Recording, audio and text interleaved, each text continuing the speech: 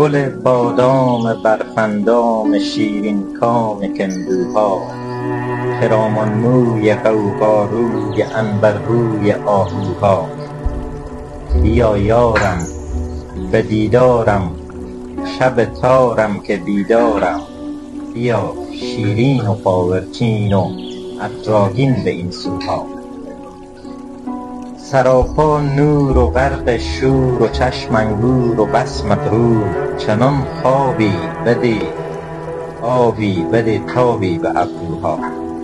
امان است و فغان است و پر از غوغا جهان است و رخت دلبر قدت محشر تنت گلبرگ شبگوها. تو ماهی و دل آبت شد، شرابت شد کبابت شد. بخوان سرمست و گل در دست از آواز پر هوها.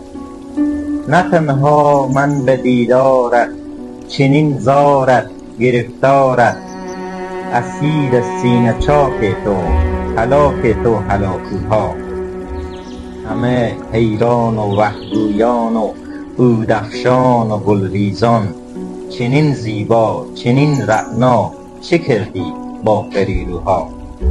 بزن چنگی و آهنگی به رقص آور دل تنگی، خوشا ساز خوش آواز نواناز النگوها.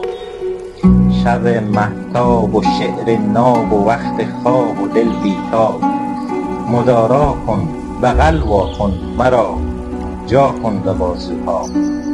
چنین عاشق نمی زاید نمی آید چو شهرآدر، هزاران سال دیگر هم کسی بین قزل‌ها.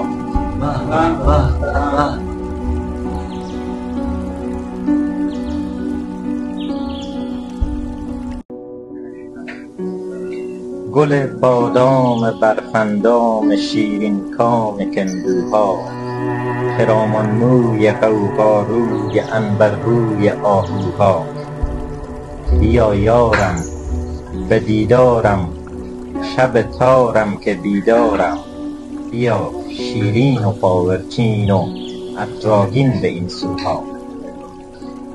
سراپا نور و غرق شور و چشم انگور و بس مغرور، چنان خوابی بده آبی بده تابی به ابروها.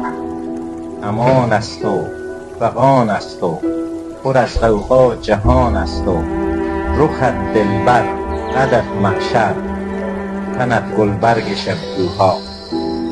تو ماهی و دل آبت